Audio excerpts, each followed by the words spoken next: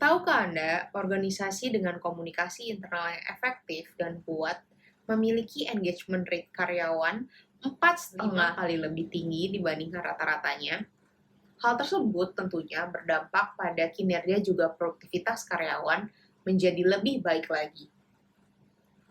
Komunikasi internal yang dibangun dalam sebuah perusahaan tidak hanya digunakan hanya untuk sekedar bertukar informasi. Visi, misi, dan juga kolaborasi merupakan 3 hal yang ingin dicapai dan juga diwujudkan dari pelaksanaan sebuah komunikasi internal di dalam sebuah perusahaan. Lalu, bagaimana sih caranya kita dapat melaksanakan komunikasi internal yang efektif di dalam sebuah perusahaan?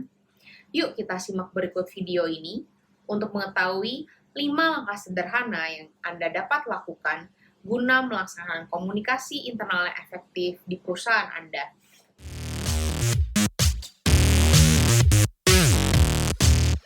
Salah satu kerangka kerja yang dapat kita gunakan guna melaksanakan komunikasi internal yang efektif adalah model komunikasi Laswell. Model komunikasi Laswell merupakan model komunikasi yang dikembangkan oleh Harold J. Laswell, seorang ilmuwan politik Amerika Serikat pada tahun 1948. Model ini juga dikenal dengan sebutan The Laswell Formula. Terdapat 5 elemen utama yang dapat kita ingat dari model komunikasi Laswell dan cukup sederhana. Who says what, to whom, in which channel, with what event.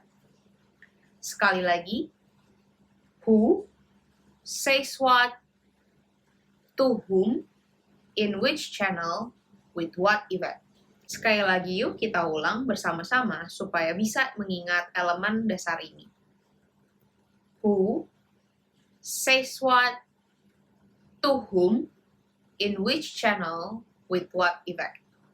Cukup sederhana bukan?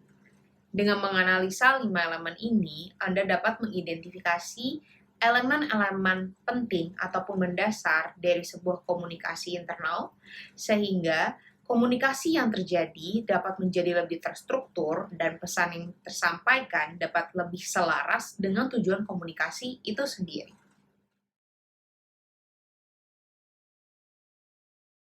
Who atau siapa? Who atau siapa di sini mengacu pada siapa yang akan diutus untuk menyampaikan atau mengirimkan pesan. Di dalam sebuah perusahaan, biasanya yang menyampaikan pesan itu bisa jadi CEO dari perusahaan terkait, atau beberapa perusahaan mungkin memiliki communication team ataupun corporate communication manager ataupun public relation yang sudah ditunjuk oleh para petinggi perusahaan untuk mewakili komunikasi ataupun message dari para petinggi perusahaan kepada pihak eksternal maupun internalnya. Lalu selanjutnya, says what atau mengatakan apa. Di dalam elemen ini penting untuk dapat merumuskan pesan apa sih yang ingin disampaikan kepada para audiens. Pesannya tentunya lebih baik singkat, padat, dan jelas. Misalkan yang ingin disampaikan tujuan perusahaan, visi perusahaan, perubahan arahan perusahaan, dan juga hal-hal lainnya yang akan berdampak terhadap para karyawan. Aspek ketiga yaitu to whom atau kepada siapa. Nah, di tahap ketiga ini, Anda perlu memastikan siapa sih yang menjadi target audiens untuk komunikasi internal ini.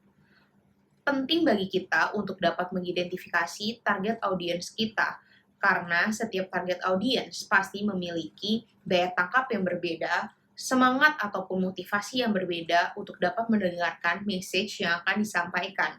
Oleh karena itu, pastikan pesan yang Anda desain nantinya relevan terhadap audiens yang akan menjadi target dari komunikasi internal itu sendiri. Lalu yang keempat selanjutnya adalah in which channel atau melalui saluran apa. Saluran yang tersedia di dalam sebuah perusahaan tentunya sekarang jauh lebih beragam, mulai dari komunikasi internal berbentuk newsletter, email, internal memo, video, maupun melalui town hall dan juga berbagai macam cara komunikasi internal lainnya. Yang pasti, saat Anda ingin memilih channel apa yang akan ingin digunakan, pastikan channel tersebut merupakan channel yang memang paling mudah terakses oleh para karyawan, sehingga tentunya semakin banyak karyawan yang akan mendapatkan pesan dan juga mendengarkan pesan yang Anda ingin sampaikan. Yang terakhir, with what effect atau dengan dampak apa. Nah, pada stage ini Anda perlu menentukan sebenarnya apa sih output ataupun dampak yang Anda harapkan dari komunikasi internal yang Anda luncurkan kepada para karyawan. Sebagai contoh, jika sebuah perusahaan memiliki goal yang baru untuk dapat menjadi yang terdepan di dunia era teknologi seperti sekarang, tentunya call to action yang akan diharapkan dari seorang pemimpin kepada karyawannya adalah karyawan tersebut diharapkan menjadi lebih tech savvy dan juga menerapkan proses digitalisasi di seluruh aspek bisnis ataupun day-to-day operation yang dilakukan.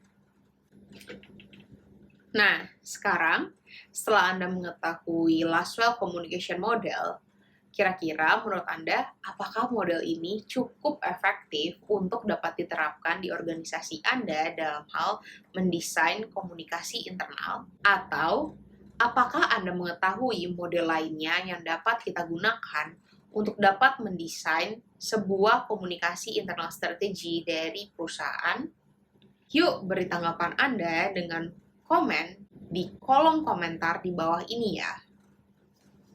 Ingatlah, strategi komunikasi internal yang kita desain lagi-lagi bukan hanya untuk sekedar bertukar informasi, tetapi mewujudkan visi, misi, dan juga memupuk kolaborasi adalah hal yang perlu kita capai dari komunikasi internal yang telah kita susun. Tanpa komunikasi internal, sebuah organisasi itu bagaikan orkestra yang gak ada dirijennya. Bisa Anda bayangkan, pasti kacau balau, tidak ada harmoni, bukan yang menikmati orkestra tersebut, malah yang ada pusing. Akan tetapi, ketika komunikasi internal yang efektif terbentuk di organisasi Anda, saya cukup yakin bahwa organisasi tersebut akan seperti helaian benang dari sebuah jaringan laba-laba yang membentuk sinergi dan juga harmoni, sehingga jaring laba-laba tersebut dapat terbentang sebegitu luasnya dan juga cukup kokoh.